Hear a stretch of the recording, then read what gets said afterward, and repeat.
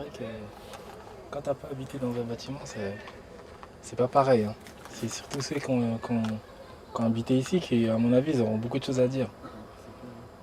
Non? Je sais pas, c'est... Toi, tu y habitais dedans? Non, non, j'y habitais pas. Tu l'as fréquenté? Ouais, un passage, ouais, un moment, ouais. Mais bon, c'est vrai que par rapport à ta question, là, sur la destruction, là, bon, c'est au niveau du paysage, ça change. Tu vois, il y aura plus le bâtiment. Ouais, il y a des histoires qui vont rentrer dans le souvenir, quoi. Tu vois, c'est... Mais, euh, mais je pense que ouais, ceux qui ont habité là, pour eux, ça doit, ça doit faire bizarre, ouais. Ouais, Farid. Voilà. À plus tard, Farid. Plus tard. Ouais, c'est parti là. Ça y est. C'est parti. Collinet, moi j'habitais, j'ai grandi à Collinet, donc c'est une longue histoire, hein. Collinet, c'est une longue histoire. Bâtiment D, après bâtiment B, et puis là je suis à Beauval. Mais bon, je fais pas trop de différence avec les bâtiments. Non, toute l'enfance ça s'est passé à Collinet, donc c'est vrai L'enfance, que... l'adolescence? Ouais, tout, ouais, l'enfance, l'adolescence. Même un peu l'âge adulte. Donc c'est vrai que les bâtiments qui ont été détruits là-bas, ça faisait... ouais, ça... Ouais, ça touche, et puis voilà, c'est une partie de l'histoire qui disparaît un petit peu, donc voilà, l'environnement il change, il faut un peu, pas tirer un trait dans le passé, mais ça fait un peu ça, quand il y a un bâtiment qui part comme ça. Tu as tous les souvenirs qui remontent, et c'est compliqué parce que on n'a pas de pouvoir. Bon, on n'a pas de- on a du, bon, on a, bon, il y a les personnes qui sont élues, quoi, donc c'est eux qui font, qui revoient un peu tout ça, toutes ces choses-là, donc... quand tu habites dans un quartier comme ça, tu dis bon voilà, on a décidé de détruire le bâtiment, moi j'ai pas trop de pouvoir par rapport à ça quoi, donc tu es obligé de l'accepter, tu peux pas. Maintenant après ben tu fais avec, ou sinon tu t'engages en politique pour dire voilà c'est pas ce qu'il faut, mais bon. La destruction des bâtiments, ils l'ont fait. L'argument qui a été présenté c'était le confort. Et c'est vrai que même s'il y avait des bonnes choses en cité, c'est vrai qu'il y avait des fois, pour certaines familles c'était chaud. Le fait d'avoir des tours comme ça. Et puis certaines familles qui vivaient à je sais pas combien dans les chambres et tout. C'était peut-être pas tout le monde quoi, mais bon, on peut pas dire que leur argument il était faux. Mais on peut, voilà, il faut pousser le truc après. Il faut pousser le truc. À quel niveau, à ton avis? Faut poser certaines questions. Ouais. Ça Ça va? va, Jimmy, ça va? Bah, si on regarde politique du logement, ben euh, faut pas réduire les quartiers à, à des grandes tours uniquement. Tu vois, on peut entendre le discours du confort, mais en même temps, il faut que le projet futur du quartier, il va dans le sens des personnes qui habitent dans le quartier. Et c'est vrai que politique du logement, on peut se poser des questions, quoi. Là, il y a des nouveaux logements qui sont construits. On entend dire que les loyers, ils sont encore plus chers. Les familles qui étaient là dans ces immeubles-là, déjà, elles avaient du mal à payer. Donc, voilà, quoi. On peut se demander si c'était pas une stratégie pour, euh, pour évacuer les gens. Mais c'est compliqué. Dès qu'on rentre dans la politique, c'est un peu compliqué. T'as été aussi au Ouais. collège à Collinet? Ouais, Dans les ouais, Dinants. ouais, tout s'est fait là-bas, ouais. La primaire, la maternelle, la primaire, le collège. Là où il y a eu vraiment une découverte, c'était le lycée. Parce que là, c'était le centre-ville, et là, on sortait du quartier. Et là, ça faisait bizarre. Le lycée qui était en centre-ville, c'était plus du tout la même chose. Mais sinon, tout le reste, avant, ça faisait un peu... ouais, ça faisait un mini-pays, quoi. Tu vois, tu connais tout le monde. Même si on se connaît, même s'il n'y a pas de relation, on se connaît de vue. Donc on sait qu'on habite dans le même quartier. Donc c'est bon, quoi. On est intégré, il y a pas de souci. Mais non, mais bon, c'est vrai que il y a beaucoup de choses à dire, hein. Il y Et a si je beaucoup te de choses à ressortais dire. par exemple des images du bâtiment dans lequel tu as été Hmm. t'étais quand t'étais petit? Je te ressors des images comme ça. Ouais, c'est la dimension affective là. C'est comme quand on s'attache pas qu'aux personnes, il y a aussi les lieux. C'est vrai, c'est. D'ailleurs, ça m'avait fait bizarre. Parce que je pensais justement qu'on s'attachait qu'aux personnes. Et quand il y a eu l'histoire des destructions de bâtiments, quand j'entendais, on me disait ouais, il y a des familles qui ont pleuré, je comprenais pas. Je me disais mais pourquoi? Mais après, c'est vrai que le moment où le bâtiment il tombe, c'est bizarre. C'est que de la pierre, c'est des blocs de pierre. Si, c'est vrai, ouais, c'est vrai qu'à travers les lieux, il y a aussi ouais, tout ce qui s'est passé, toute l'histoire qui s'est créée avec la naissance des enfants, la vie qui a démarré, qui a évolué.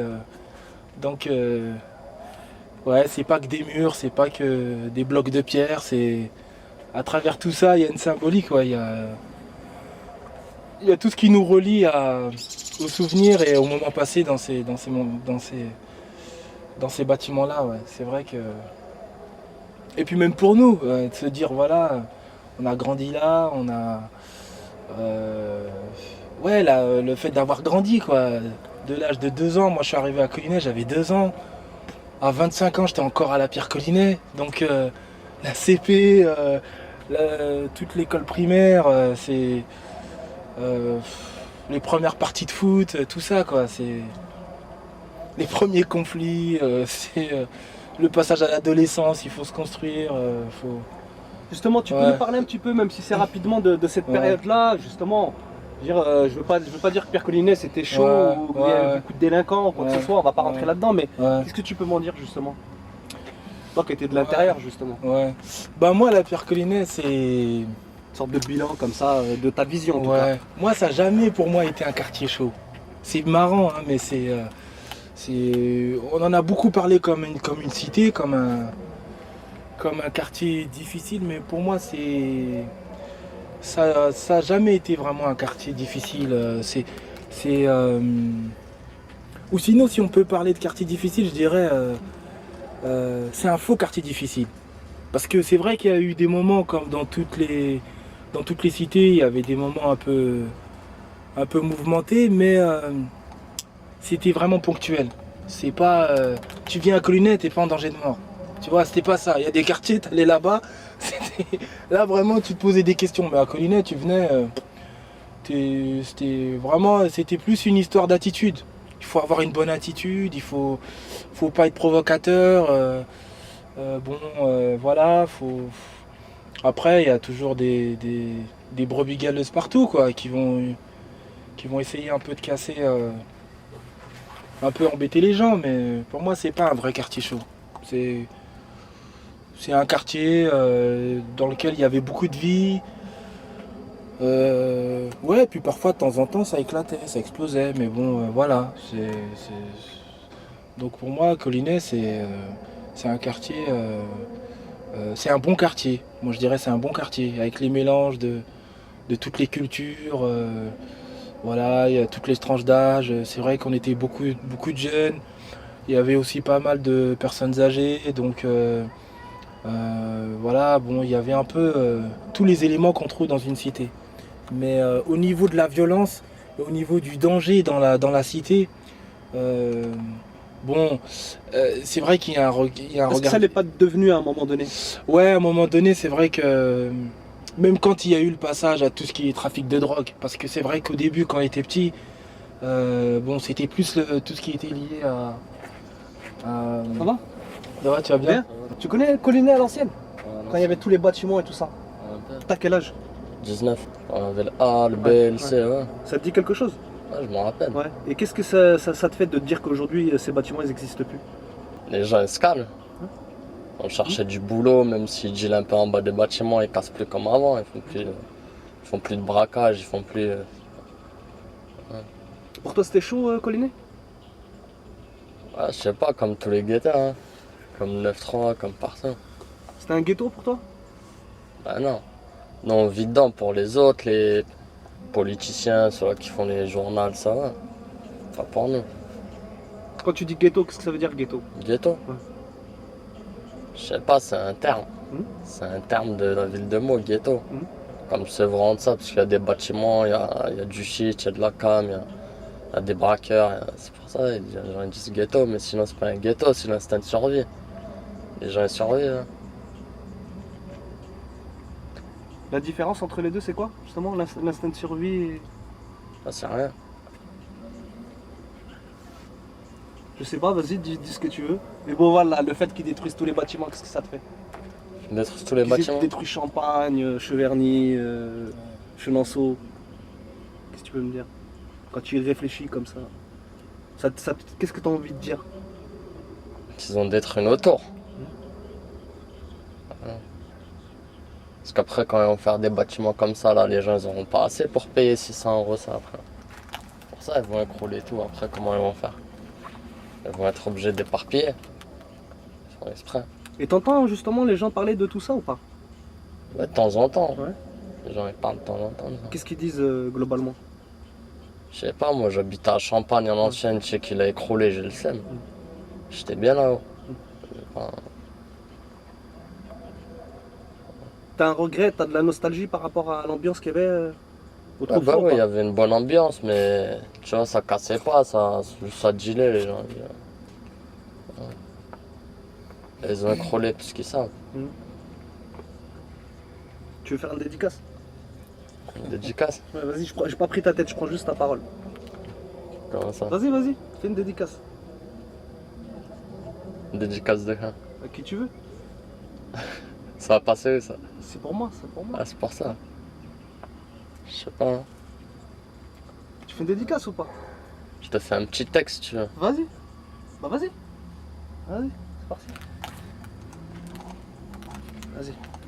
Ok gros, tu putain de quartier, qu'est-ce que tu veux je te dise, on a grandi dans les méfaits, entre le deal, shit et cam, depuis l'âge de 12 ans, on a le chétan, on navigue dans ce putain de ghetto, gros, 7700 mots, tout le monde voulait sa part du gâteau, en fin de compte zéro, moi je suis qu'un petit, et mon pote je réfléchis bien, je me mets bien, de toute façon la terre tourne, quand la route tourne, moi je m'en bats les couilles, celui-là qui a un Mercedes ou là, il est égal à toi, on est humain, avec deux bras, deux jambes, et on repartira poussière, parce qu'ici bas frère, c'est une atmosphère trop chelou. Moi je m'en bats les couilles des jaloux, t'inquiète pas je perce. Et Inch'Allah un jour je dédicacerai les bâtiments qui sont tombés, Arcé Champagne jusqu'à Valbocoliné.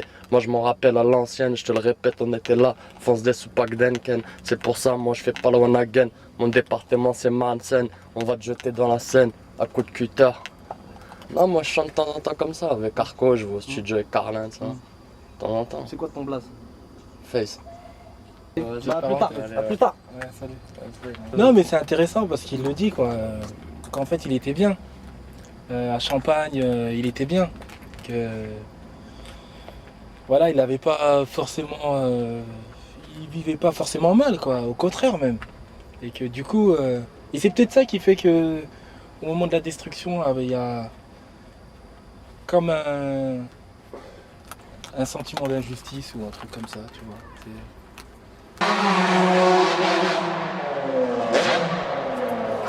Non, je pense que ces jeunes, ils vont être exclus, et puis par rapport à cette exclusion, ben, voilà, ça peut même engendrer, je sais pas moi, une certaine révolte, et puis de cette révolte, ils vont pas l'exprimer de la bonne façon. C'est ça le problème aussi dans les quartiers.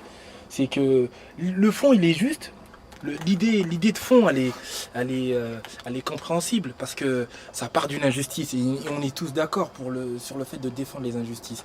Mais à côté de ça, la manière dont ils vont manifester leur injustice, ça va pas être bonne. Et la plupart, ils vont partir dans une certaine délinquance parce que autour, dans le milieu, dans l'environnement, les personnes qui sont entre guillemets les personnes adultes entre guillemets qui peuvent être des modèles, elles sont marginalisées, elles sont dans ce système de délinquance, de business et tout ça. Et on sait très bien les petits les jeunes comment ils grandissent. Ils ont besoin de modèles, ils ont besoin de bons exemples et bon voilà, il suffit qu'ils rencontrent deux trois personnes qui vont les mettre en phase avec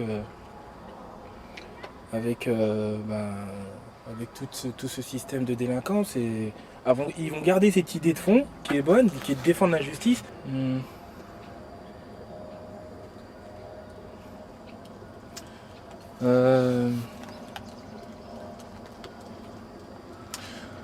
Par rapport à ces destructions, moi je dirais que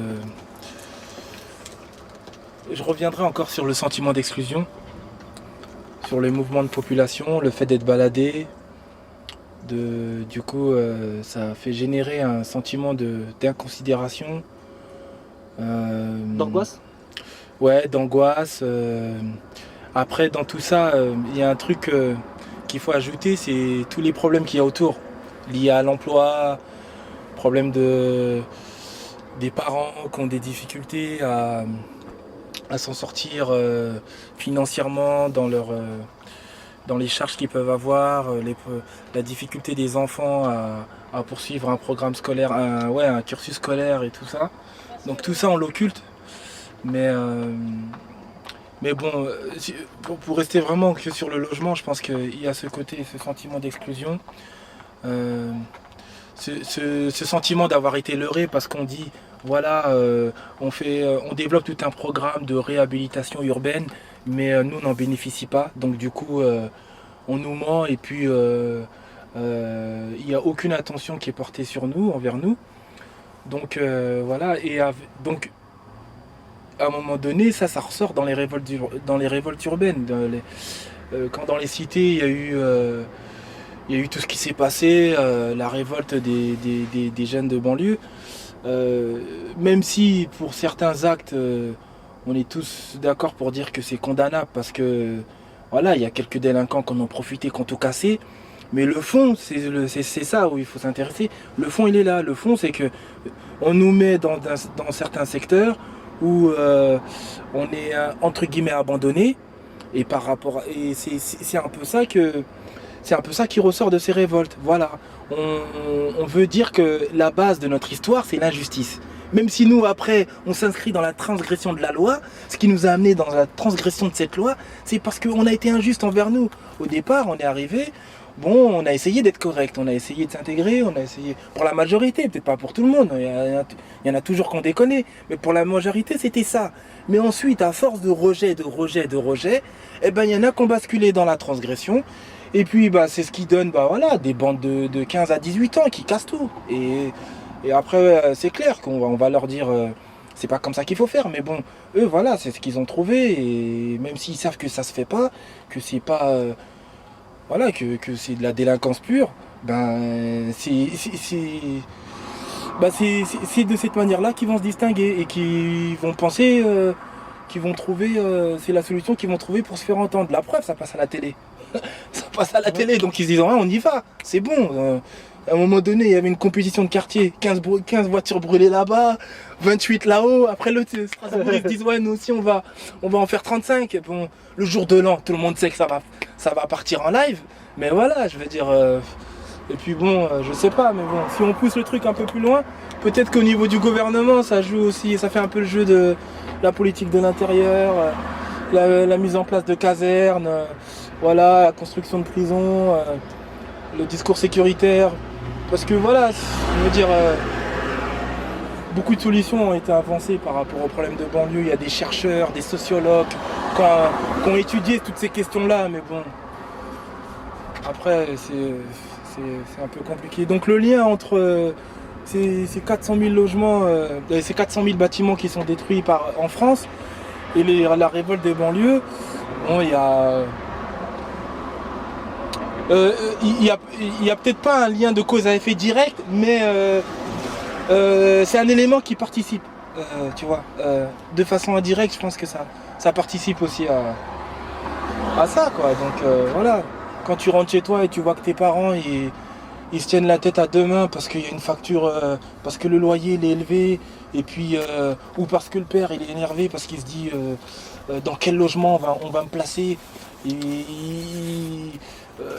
Dans le logement qu'on m'a proposé, il n'y a pas assez de chambres pour les enfants et tout ça et tout, et le fils il voit son père, il est comme ça dans un désespoir, dans une tristesse, il va pas qu'est-ce qu'il va dire, il va pas aller consoler son père, il va se dire bon le système voilà, moi je vais le faire à ma manière, quoi. C'est tout ce qui est autour de la place que la société elle accorde aux sans-abri, aux personnes les plus démunies. Et le lien qu'on peut faire avec le logement, c'est que quelque part, quand on voit certaines enquêtes d'associations, comme Don Quichotte aussi, ils en ont parlé. L'abbé Pierre. Ouais, voilà. Ouais, l'appel de l'abbé Pierre je sais plus, En je crois que c'était 54. en 54, oui, c'était ça. Ce qu'on voit, c'est que on parle de zones de non-droit dans les banlieues. On peut dire aussi qu'il y a des zones de non-droit chez les personnes les plus... on peut aussi parler de zones de non-droit par rapport à certaines personnes par rapport à des personnes qui ont certains privilèges. C'est-à-dire, autant la même façon dont les personnes les plus démunies, entre guillemets, ou les plus marginalisées, comme dans les banlieues, veulent faire de certains secteurs une zone de non-droit, on a l'impression que c'est quelque part un miroir de certains secteurs aussi, où par exemple des personnes issues de certaines classes sociales comme la bourgeoisie qui dominent certains secteurs et qui en font aussi une zone de non-droit, dans le sens où c'est les droits et c'est la loi du plus riche qui prime. Et c'est pas la justice comme c'est écrit dans les textes. Et c'est pour ça que dans certaines études, on a bien vu, il y a des appartements qui sont là et qui sont pas loués, alors qu'ils sont disponibles. Donc on comprend pas, alors qu'il y a des gens tous les hivers, l'abbé Pierre il l'a dénoncé jusqu'à y avoir consacré toute sa vie. Je veux dire, voilà, c'est... Donc quelque part... Mais tu t'en fous, c'est des gens qui vont te faire un temps. Le logement social, toute la problématique du logement, c'est d'abord une problématique de rétablissement en fait du droit, voilà, et de la justice et de l'équité. Et il n'y a pas ça. Alors on essaye de le défendre, mais en fait dans les faits il n'y a pas ça, il n'y a pas tout ça. Il y a des logements qui sont disponibles et qui sont pas mis à disposition, c'est pas normal. Et Don Quichotte, ils l'ont très bien dénoncé. Il n'y a pas que, il y en a vu beaucoup, il y a le droit au logement qui l'ont dénoncé. Et c'est souvent un cercle vicieux. À chaque hiver, quand on voit les sans-abri qui sont sous des tentes, le sujet il ressort. Il y a beaucoup de promesses qui sont tenues, mais bon, il y a certaines situations qui sont... Et puis sans compter les familles immigrées qui passent l'hiver, qui sont expulsées, qui passent l'hiver dans des gymnases. Ça aussi, on a vu, ouais. voilà, on a vu tout ça. Ça fait quoi comme effet d'ailleurs? C'est stigmatisant, je trouve, parce que c'est les mêmes populations qu'on voit. Tu sais voilà. qu'au canal Saint-Martin, il y a beaucoup de SDF sans papier justement. Ouais. Ah d'accord. Ouais. Et il y a beaucoup de c'est- SDF aussi qui sont de classe moyenne, c'est-à-dire qui ont deux payes, mais des couples qui ont deux payes ou des gens qui ont une paye, mais ils ne peuvent pas trouver un logement. Donc il y a tout ça qui est mélangé. On croirait que le SDF c'est seulement le SDF de Paris qui se défonce ou avec une bouteille de vin, c'est pas ça. C'est plus ça du moins. Je crois qu'il y a un effet mondialisation un peu dans tout ça. La globalisation, on a beaucoup vanté les avantages de la mondialisation. Je crois qu'il y a des répercussions dans les sociétés modernes. Dans les sociétés modernes, et la France, ça en fait partie. Et voilà, et une des répercussions de la mondialisation, une des répercussions négatives, c'est que les riches deviennent de plus en plus riches, les pauvres de plus en plus pauvres. Et voilà quoi. Donc Ça va? ça va Armand? Tu vas bien? Ouais, donc voilà, c'est ça. Donc les fractures entre les classes sociales, et l'écart entre les classes sociales, elles s'accroît de plus en plus. Et du coup, on voit bien dans les pays les plus modernes, c'est une politique de plus en plus liée à l'économie. Donc c'est pas des politiques qui prennent en compte la dimension humaine des personnes. C'est une politique qui sert d'abord les intérêts du pays, les intérêts des plus puissants. Et ensuite, avec le reste, on essaie de développer des politiques sociales, mais bon, c'est pas ça qui va. Mais c'est vrai qu'au niveau des profils des personnes les plus démunies, Aujourd'hui, c'est vrai qu'on trouve de tout. Avant, c'était vraiment les pauvres, vraiment la pauvreté, vraiment les personnes clochardisées. Aujourd'hui, comme tu dis, on a des couples avec des salaires, avec des fiches de paie, et ils sont quand même dans la précarité. Et ça, c'est, je veux dire, c'est révélateur, quoi.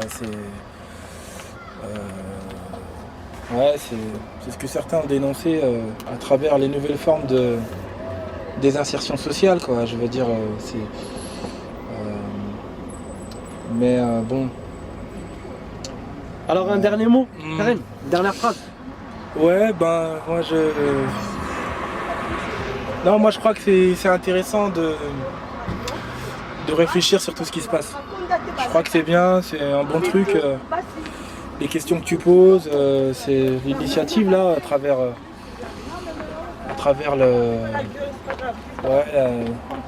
le fait de faire intervenir des gens comme ça, un peu sur ce qui se passe, sur ce que ça peut leur renvoyer, parce que du coup, ça amène c'est peut-être un petit peu le début de la citoyenneté, quoi. Et le côté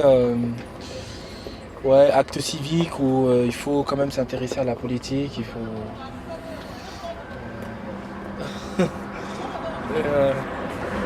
faut s'intéresser à ce qui se passe, il ne faut pas rester là dans son coin à laisser faire les choses, il faut aller prendre sa carte d'électeur, tout le monde l'a dit. Là on est dans la période électorale. Dans 2 mois un nouveau président sera élu, donc voilà, je crois qu'il faut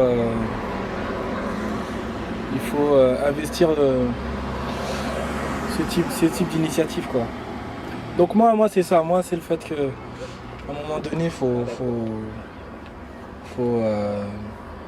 vraiment s'arrêter de temps en temps et de se dire bon, qu'est-ce qui se passe, est-ce que c'est juste, est-ce que c'est injuste, est-ce que les discours qu'on entend ça colle pas, est-ce qu'on peut intervenir ou pas. Bon, il y a ce côté militant, j'ai l'impression même moi je le dis, mais bon, c'est des questions aussi qui interrogent, quoi. Est-ce qu'on doit militer ou pas, est-ce que bon, voilà, j'ai l'impression que ça se perd, quoi. Il y a beaucoup de manifs qui se font, mais après quand il s'agit de s'engager et de militer, c'est plus pareil. En sachant que même dans ce milieu-là, il y a eu beaucoup de déceptions, des grosses associations, des présidents qui ont détourné un petit peu la cause et puis qui se sont un petit peu enrichis à travers des causes militantes, à travers des valeurs, en défendant des valeurs humanitaires, humanistes et tout ça. Donc du coup les gens, il y a un sentiment de déception qui fait que bon, peut-être on reste là et puis à attendre que ça se passe. Voilà. Karim, ouais. Il te reste quelques minutes pour faire des dédicaces et après c'est fini. Dédicaces, tu veux faire des dédicaces à qui? Je sais pas. Moi je dédicace, ça remonte à longtemps ça. C'était au temps où il y avait phénomène de rap. Qui je crois on t'appelle, ouais. On est comme ça là. C'est pas évident de parler, hein. Ouais, c'est très dur. C'est pas trouver les mots et tout. Ouais.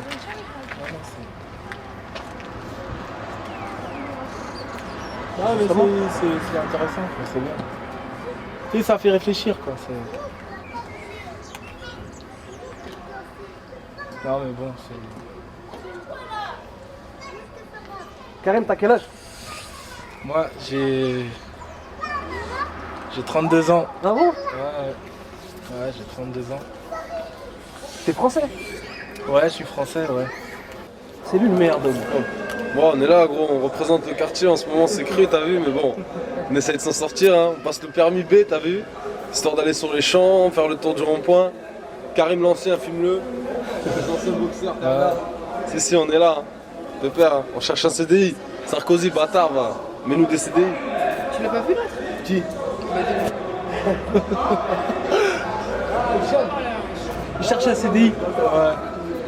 Alors lui, l'emploi, ça ressort tout de suite. Quartier Jacques Amiot. Et alors? Ouais, bah, t'as vu, c'est cru, hein. On est là, hein. On boit une oasis tropicale, t'as vu? Et alors le rap? Y'a pas de rap, moi je rappe pas ma gueule, voilà. C'est très bien. Tu fais quoi alors? Tu soutiens? Moi, je suis là en ce moment. Je cherche un CDI ma gueule, je t'ai dit. S'il y a un CDI, je suis là. Tu cherches un logement aussi ou pas? Non, c'est bon, alhamdoulilah. Y'a un logement. Vas-y gros. Tu fais une dédicace? Ouais, dédicace pour moi, c'est tout. 77, t'as vu? Merci frère. Voilà. Dans les cités, il y a beaucoup de frustration. Et les jeunes, ils sont vachement frustrés. Il y a beaucoup de vexation, tu vois. Et ça crée de la souffrance. Et du coup, quand ça explose, on pense que c'est dû à un événement. Mais je pense que c'est pas. Je pense que c'est pas dû à un événement. Je pense que c'est en fait toutes les injustices, toute la frustration de ces années de vie dans le quartier qui ressort. Parce que je veux dire, et on le voit par rapport aux actes qui sont commis. Je veux dire, le degré de violence, il est hyper fort. Parce que c'est pas un acte, c'est pas sur un acte qu'on se révolte. On se révolte par rapport à toute l'injustice qu'il y a dans ces banlieues. C'est pour ça que il y en a, ils vont à l'extrême, ils vont cramer des bus où il y a des gens qui sont à l'intérieur. Je veux dire, ils sont complètement. Tu vois, à un moment donné, il n'y a même plus de conscience, il n'y a même pas de prise de conscience. C'est ça, c'est parce que voilà, si c'était vraiment bon, sans doute, ouais, il peut y avoir un lien avec l'événement qui a été commis ou ce qui s'est passé, mais je crois que voilà, il n'y a pas que ça, c'est un mélange de tout qui fait que bon. C'est comme s'il y avait une goutte qui avait fait déborder. Ouais, voilà, ouais, ça fait ça. C'est un prétexte où il y a une possibilité de s'exprimer, de renvoyer sa violence, d'exprimer sa révolte et puis son mécontentement et voilà, chacun le fait à sa manière. C'est dommage que ça soit fait comme ça. Ouais, c'est compliqué. Alors, dédicace Karim, avant de finir. Ouais, moi la dédicace, c'est... Non, dédicace... Ouais, je sais même pas. Tout à l'heure tu parlais, tu disais que ça te faisait penser au rap. Ouais, voilà, ça me faisait penser à mes années ados où je rappais, mais bon, ça c'est il y a longtemps. C'est le passé. Donc voilà. Karim, La dédicace. peut-être pour finir. Ouais.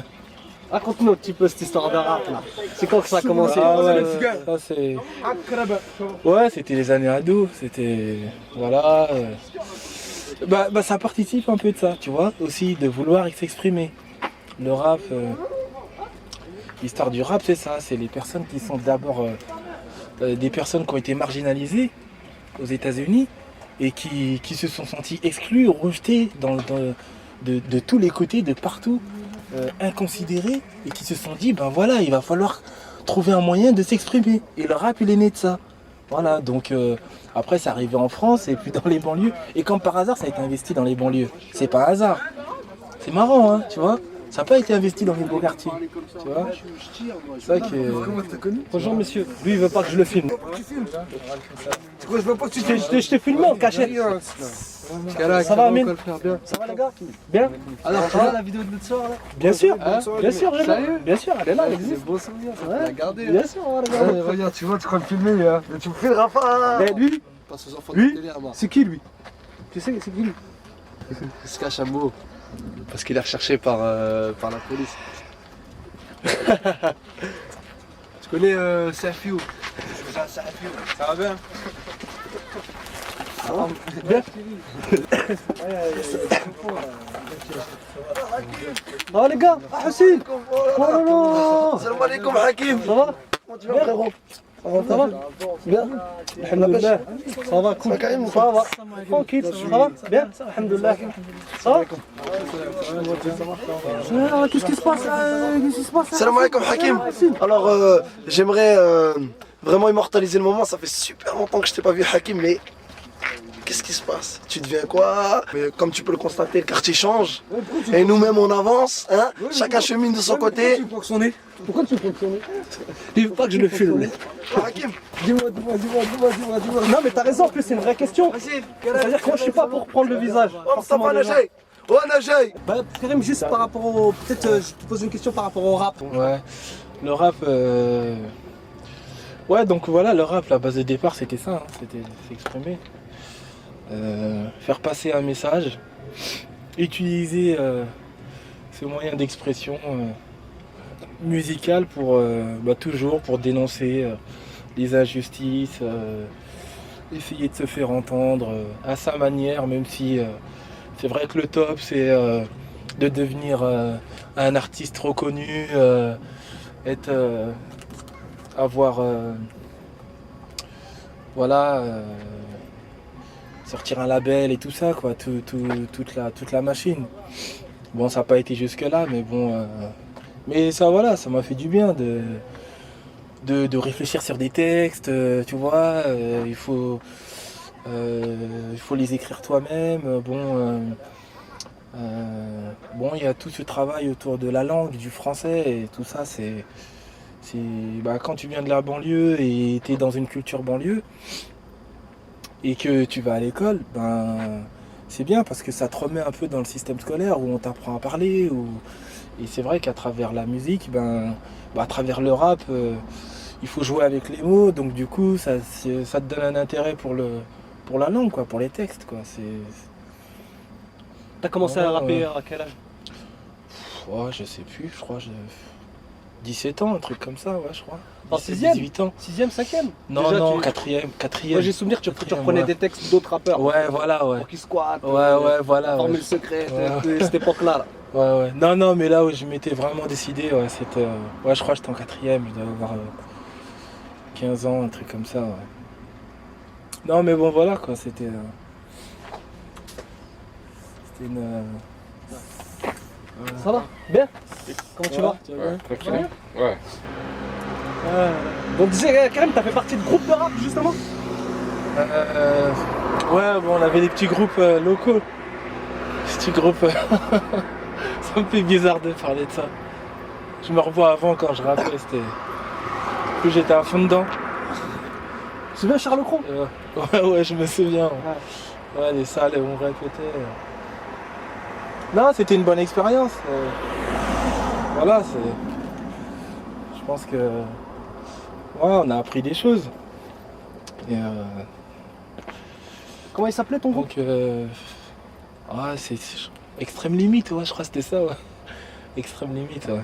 Il y avait qui dedans? Ouais, on était un groupe de 3, 4, 5, ouais.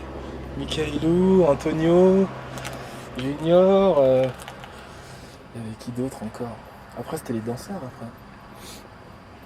Ouais, c'était ça. Non, mais bon, c'était un bon passe-temps, on va dire. C'était un bon passe-temps. Parce que c'est vrai que c'est pas évident de s'occuper quand on n'a pas trop de moyens et tout ça et tout. Donc c'était bien, le rap, ça demandait pas trop de moyens. Voilà, il fallait juste une petite salle qu'on pouvait avoir avec la mairie et puis du matériel, je veux dire quelques instrus, du son et puis c'est bon et on pouvait décharger, se décharger sur les textes. Non et puis voilà, on passait l'après-midi comme ça, c'était bien. Non, c'est. Aujourd'hui le rap là ça a pris. Là c'est plus comme avant, hein. Ça a pris une autre dimension. C'est un peu plus reconnu avec tous ceux qui ont pu sortir là. Doc Gynéco, tout ça, toute la vague là avec. Mr. Hammer. Ouais, voilà. Comment il s'appelle Stomy Bugsy, tout ça. Ouais, et puis même le ton il a changé. Avant c'était le rap. L'essence pure du rap c'était ça. C'était à la fois dénoncer les injustices, mais en même temps être contre. Je veux dire, ne pas être visible dans certaines sphères de la société. Toujours rester un peu être fidèle à son milieu, voilà, rester dans la banlieue, et ne pas contribuer, je veux dire, aux émissions de variété, tout ça et tout, quoi. C'était toujours, soit tu passes à la télé pour dénoncer, tu vois, dans des émissions politiques où tu avais un message à faire passer, mais pas, je veux dire, pas faire de la variété, du jeu, des trucs comme ça, quoi. Alors qu'aujourd'hui, tout ça, ça a changé. Non, mais bon, il y en a qui sont toujours restés fidèles, hein, il y a beaucoup de rappeurs, entre guillemets, underground, comme on dit, là, je sais plus, là, c'est...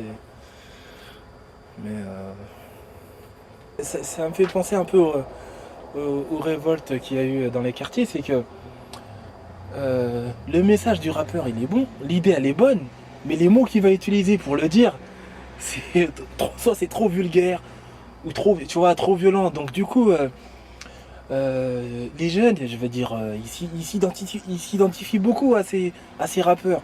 Et ils vont tellement s'identifier qu'ils vont tout faire comme eux. Et ils vont partager leurs idées, tu vois, de comment dire, ouais, de lutte contre la société complètement, tu vois. C'est même pas une histoire de... c'est pas avoir... Il y a certains rappeurs, ils te demandent d'avoir une certaine analyse sur la société, une certaine distance. Mais il y en a d'autres, c'est une histoire de combat, de lutte, tu vois. Ça veut dire que tout est mauvais dans la société. Et t'en as qui s'inscrivent dans ça, et c'est parfois un début de délinquance. Tu vois, un début de délinquance. Le rap, tu vois, parfois ça génère de la délinquance. C'est un truc, c'est chaud, quoi. Bon, moi j'ai rappé, mais je me rappelais quand j'écoutais les morceaux de rap de toutes les tendances. Mon camp, je l'avais déjà choisi. Moi, au contraire, c'était un rap. C'était pour éclairer, tu vois, pour un peu, mais pas pour proférer des messages de violence ou même si la société elle est injuste, c'est clair, on le sait tous. Il y a beaucoup de choses qui sont injustes. Et qu'est-ce qui fait, à ton avis, que c'est arrivé à ce niveau-là Qu'est-ce qui fait que vraiment on trouve dans des textes vraiment parfois, hein, bien sûr, Ouais. certains rap vraiment de virulence extraordinaire. Ben, je pense, je sais pas. Après, moi, c'est mon opinion. Moi, je dis ça comme ça. Je crois que c'est peut-être, il y a des choses qui sont liées à l'histoire du rappeur, qui fait que voilà, il a trop de violence en lui, et puis il a une expérience personnelle qui fait que son regard sur la société, elle est comme elle est. Voilà, il n'y a que du négatif. Mais aujourd'hui, j'ai le sentiment qu'il y a aussi le fait que c'est vendeur. Tu vois ce que je veux dire? Il y a le côté fric. Ça veut dire ce message-là, ça vend. Et il y a des jeunes qui sont qui se retrouvent que dans ces messages-là, tu vois, qui se retrouvent que dans ce style de musique, tu vois, où voilà, c'est comme si c'était une façon de sublimer sa violence, tu vois, un peu comme en psychologie, tu vois. Voilà, je vais pas frapper sur mon camarade, mais par contre, je vais le compenser ou je vais le sublimer par une violence verbale, par un style musical hyper agressif et tout. Mais voilà, c'est une façon d'extérioriser la violence qu'on a en soi. Et c'est vendeur, c'est ça le truc, tu vois. Parce qu'il y en a qui le sont, il y en a qui le font, il y a des rappeurs qui le font, mais dans la vie, ils le sont pas du tout. Tu vois, ça n'a rien à voir. Mais t'en as, il y a les deux. Ils le disent et ils le sont vraiment dans leur vie. C'est-à-dire que c'est des valeurs, c'est un principe de vie, c'est un mode de vie, c'est un état d'esprit. Et ils vont être comme ça, et bon voilà quoi, c'est... Non, bon, je crois que... Et ça fait un peu... ça donne une mauvaise image aussi. Ça donne une mauvaise image du rap pour ceux qui connaissent pas trop. Bon, il y a les deux versants. Ah là là, Les queues, ouais, ça va, tu vas bien. Non, mais bon, c'est... Après, c'est à chacun de se faire son truc. On a bouclé la boucle, ça y est, on est revenu au bâtiment.